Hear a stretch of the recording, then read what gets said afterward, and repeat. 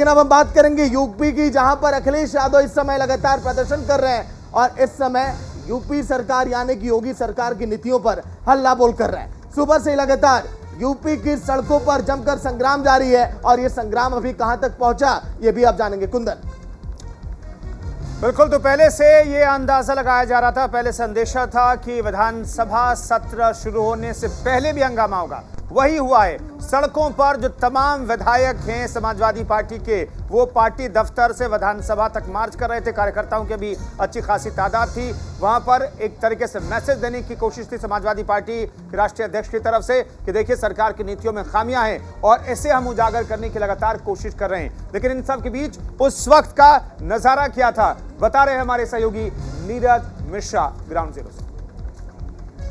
अखिलेश यादव को यहां पर पुलिस ने रोक दिया था। करीब 1 घंटे तक अखिलेश यादव यहां धरने पर बैठे रहे और अब अखिलेश यादव करीब 1 घंटे बाद यहां धरने से उठे हैं और अब वो यहां से वापस पार्टी कार्यालय की ओर जा रहे हैं और तमाम उनके जो विधायक थे और कार्यकर्ता हैं वो भी उनके साथ यहां से फिलहाल जा रहे हैं। अखिलेश यादव को विधानसभा तक जाना था पैदल मार्च करते हुए, लेकिन फिलहाल वो वहां तक नहीं जा पाए। अब देखना ये होगा कि समाजवादी पार्टी और उनके विधायकों की आगे की रणनीति क्या होती है। कैमरामैन सुंदरम के साथ नीरज मिश्रा, न्यूज़ इंडिया, लखनऊ।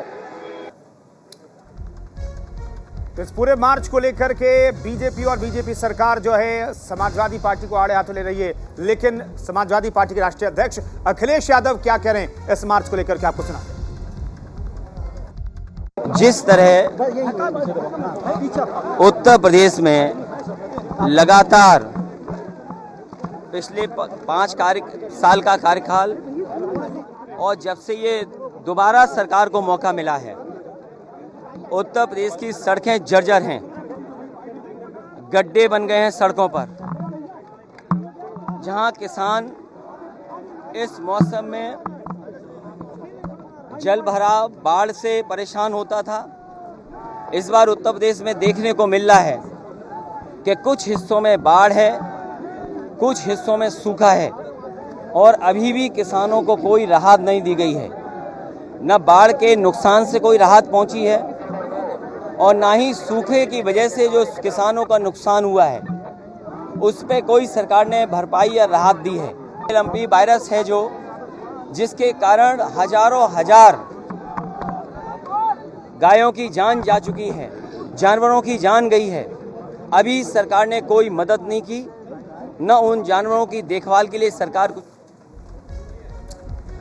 तो समाजवादी पार्टी के राष्ट्रीय अध्यक्ष को आपने सुना, वो सीधे तौर पर सरकार को हर मसले पर घेरने की कोशिश कर रहे हैं, चाहे लंपी वायरस हो, बेरोजगारी हो, अपराध हो, किसानी की मसला हो, उन तमाम मसलों पर वो घेरने की कोशिश कर रहे हैं। ये तस्वीरें आज सुबह की हैं, कुछ घंटे पहले की तस्वीरें, जब समाजवादी पार्टी के राष्ट्रीय अध्यक्ष को आप इस तरीके से बैनर लेकर के विधानसभा की ओर जाते हुए देख सकते हैं। पिछले दिनों भी समाजवादी पार्टी के विधायकों ने ऐसा ही कार्यक्रम तय किया था, चौधरी चरण जी की प्रतिमा पर जाकर के वहां पर धरना देने की प्लानिंग थी, लेकिन तब कामयाब नहीं हुई थी। आज कामयाब हुई है, लेकिन इस पर सियासत जबरदस्त हो रही है। बिल्कुल, पहले से ही ये डिसाइड था कि विधानसभा का जो सत्र है 19 तारीख से शुरू होने वाला है और इस सत्र के मद्देनजर साफ तौर पर यह भी कहा जाने लगा था सपा अध्यक्ष की तरफ से कि हम घेराव करेंगे और ऐसा करते हुए आज वो नजर भी आए हैं। हमारे सहयोगी भी जुड़ गए हैं, संजय से नीरज से बात कर लेते हैं। नीरज, जिस तरीके से आज ये विरोध प्रदर्शन हुआ है, सड़कों पर निकले हैं, क्या कुछ विधानसभा में इसका असर देखने को मिलेगा या फिर विधानसभा वैसे ही चलने वाली है? क्योंकि सीएम साफ तौर पर कह चुके हैं कि समाजवादी पार्टी से किसी भी तरीके की उम्मीद करना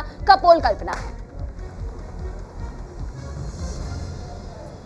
जी बिल्कुल सही बात है कि जिस तरह से आज अखिलेश यादव ने ऐलान किया था कि वो विधानसभा तक अपने आवास से, अपने पार्टी कार्यालय से पैदल जाएंगे और उनके साथ होंगे उनके तमाम विधायक, करीब 111 विधायक समाजवादी पार्टी के हैं, वो सभी आज जा रहे थे पैदल मार्च करते हुए और उनके साथ में बड़ी संख्या में कार्यकर्ता भी थे।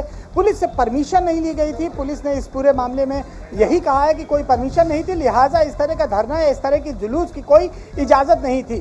पुलिस ने पहले से ही बैरिकेडिंग कर ली थी। कल रात से ही समाजवादी पार्टी के कार्यालय के आसपास और अखिलेश यादव के मकान के आसपास पूरी तरह से बैरिकेडिंग कर दी थी।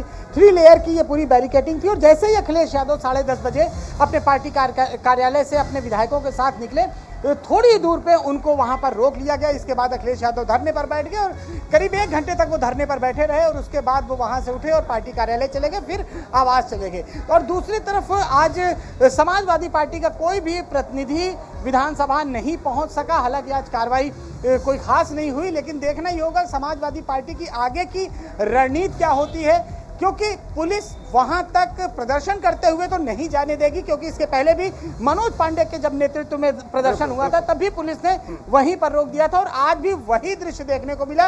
अंतर सिर्फ इतना था कि उस दिन मनोज पांडे थे और आज अखिलेश यादव थे। अखिलेश यादव किसी भी तरह विधानसभा जिस तरह से उन्होंने ऐलान किया था वो पैदल नहीं जा पाए। तो कुल मिलाकर कहा जाए कि अखिलेश यादव अब आगे की रणनीति पर चर्चा करेंगे और उसके बाद डिसाइड होगा कि समाजवादी पार्टी की अब विधानसभा के अंदर किस तरह की रणनीति होगी सत्ता पक्ष को। नीरज, जो बताने और जताने की कोशिश समाजवादी पार्टी की तरफ से की जा रही थी इस मार्च के जरिए, क्या वो चीजें बता पाए अखिलेश यादव? क्योंकि दरअसल वो बताना यही चाहते हैं कि देखिए उत्तर प्रदेश में नई सरकार तो बनी है लेकिन अपराध की स्थिति वैसी ठीक नहीं है, महिलाओं की स्थिति ठीक नहीं है, रोजगार के मसले पर सरकार कुछ नहीं कर पाई है, किसानों के लिए सरकार कुछ नहीं कर पा रही है और किसानों के जो मवेशी हैं, जो लंपी वायरस है उससे मवेशी मारे जा रहे हैं। ये तमाम मसले वो उठाना चाहते थे, सदन के अंदर भी उठाएंगे, लेकिन सदन के बाहर क्या वो इन मसलों को उठा पाए?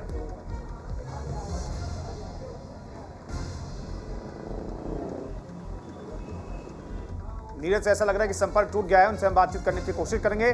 फिलहाल कुछ देर पहले की तस्वीरें हम आपको दिखा रहे हैं, कुछ घंटे पहले की तस्वीरें हैं जब समाजवादी पार्टी के राष्ट्रीय अध्यक्ष अखिलेश यादव अपने विधायकों के साथ पार्टी दफ्तर से निकले थे विधानसभा की कार्यवाही में शामिल होने के लिए। तो देखिए उत्तर प्रदेश की तस्वीर तो आपने देख लिया, बिहार की तस्वीरें आपको दिखाते हैं। अमेरिका में जब गोलीबारी होती है तो बहुत आम सी बात हो जाती है, लेकिन अब बिहार की तस्वीरें भी ऐसी हो गई हैं कि जिस तरीके से आप सड़कों पर निकलेंगे कोई भी आपको फायरिंग करते हुए नजर आ जाएगा। पहले बेगूसराय की तस्वीरें आई थी और अब जो तस्वीरें आई हैं वो वैशाली से आई हैं।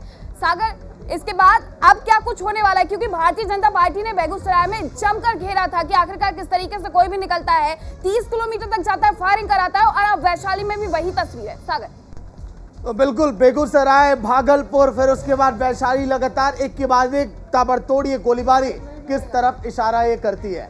क्या बिहार अमेरिका की तर्ज पर अब चल रहा है? क्योंकि अमेरिका में लगातार जो शूट आउट की घटनाएं सामने आती हैं वो तो सवाल खड़े करती हैं अमेरिका में, लेकिन बिहार में भी यही सवाल खड़े हो रहे हैं। कानून व्यवस्था को लेकर बार बार जो सवाल खड़े किए जा रहे हैं, कहा जा रहा है कि ये जंगल राज पार्ट 2 है, क्योंकि बिहार की सड़कों पर अगर हम बात करें वैशाली में भी तो 2 युवक बाइक पर बैठते हैं, ताबड़तोड़ इसी तरह से फायरिंग करते हैं और पूरे इलाके में दहशत फैलाने का काम करते हैं। ये बिहार में कब तक चलता रहेगा, ये बड़ा सवाल है। कुंदन, आमतौर पर शूट आउट का जिक्र जब होता है तो अमेरिका की याद आती है, अमेरिका का जिक्र किया जाता है। वहां पर चूंकि गन बहुत आसानी से मिल जाती है, वहां पर फायरिंग जो है आम बात है, लेकिन बिहार में गन लाइसेंसी तो नहीं आपको मिल सकती, लेकिन गैर लाइसेंसी अवैध असलाह मिल जाता है और उससे फायरिंग होती है। ये तस्वीरें हमको दिखा रहे हैं। बेगूसराय की तस्वीरें देश भर में सुर्खियां बटोरी थी। हालांकि इस पूरे मामले में 72 घंटे के अंदर जाकर के पुलिस ने आरोपियों को गिरफ्तार किया था, लेकिन अब वैशाली से खबर यही आ रही है। वैशाली की रात की तस्वीरें हम आपको दिखा रहे हैं। यहां 500 मीटर तक अंधाधुंध फायरिंग की गई है और अपराधी वहां से फरार हो गए। दरअसल जैसे ही आरजेडी और जेडीयू की सरकार बनी, ये अपराध की घटनाएं होने लगी और ये अपराध की तस्वीरें सामने आने लगी, इसलिए बीजेपी भी जेडीयू और आरजेडी की सरकार पर निशाना साध रही है। तो चलिए ग्राफिक्स भी आपको दिखाते हैं कि आखिर अभी तक इस पूरी घटना में क्या हुआ। अमेरिका की राह पर बिहार, हमने यही जिक्र भी किया। बेगूसराय की बाद अब वैशाली में शूट आउट। नीतीश कुमार ने कहा तो था कि कोई षड्यंत्र रच रहा है, लेकिन यहां पर अब क्या होगा? कुंदन, षड्यंत्र कौन रच रहा है ये आपको बताना पड़ेगा। एक बाइक पर 2 बदमाश थे, 500 मीटर तक अंधाधुंध फायरिंग करते हुए फरार हो गए और घटना में किसी के हताहत होने की खबर नहीं है। कम से कम अच्छी बात है। बेगूसराय में एक व्यक्ति की मौत हुई थी, 9 से 10 लोग जख्मी हुए थे, लेकिन ये जो वैशाली घटना, यहाँ पर कोई जख्मी और कोई हताहत नहीं हुआ है। देखिए पुलिस अपराधियों के पीछे भागती रही, लेकिन क्या हुआ कि बदमाशों का पता नहीं चला। बिहार की पुलिस ऐसी है, बेगूसराय में भी ऐसा हुआ कि 4-5 थानों से होकर गुजरे थे अपराधी, लेकिन उनका पता नहीं चल पाया था 72 घंटों तक। कुंदन, तो कुल मिलाकर के देखें तो अमेरिका जैसी स्थिति क्या बिहार में हो गई है? क्या यहां पर भी आपके हाथ में गन मिल जाए तो आप ताबड़तोड़ गोलीबारी करके फरार हो जाएंगे? ये सवाल इसलिए उठाया जा रहा है क्योंकि सोशल मीडिया पर इसी की तुलना की जा रही है। सोशल मीडिया पर कहा जा रहा है कि अब बिहार अब अमेरिका बन गया है, लेकिन अच्छी चीजों के लिए तुलना नहीं हो रही है। दरअसल बुरी चीजों और फायरिंग की वजह से, अपराध की घटनाओं को लेकर के दोनों जगहों की तुलना की जा रही है। तो सागर, हम रुकेंगे एक छोटे से ब्रेक के लिए। ब्रेक के बाद भी तमाम खबरें दिखाएंगे। सागर, कौन कौन सी खबरें जरा जल्दी से बता दें दर्शकों को। तो चलिए, अब आने वाली तमाम वो बड़ी खबरें अगर हम बात करेंगे आने वाले समय में एलिजाबेथ के अंतिम पथ की भी, जहां पर तमाम दिग्गज मेहमान पहुंचे हुए हैं। ताइवान में भूकंप के झटकों की भी बात करेंगे और ऐसे स्वास्थ्य शिविर की भी बात करेंगे जहां पर जाकर छात्राएं बीमार पड़ गई। मीनाक्षी, बिल्कुल, तो बिहार से निकल करके दिल्ली भी आएंगे और आपको बताएंगे कि आखिरकार अब ईडी ने आबकारी मामले में किसको समन भेज दिया है और क्या कुछ होने वाला है, किस तरीके से दिल्ली की राजनीति गर्माते जा रही है।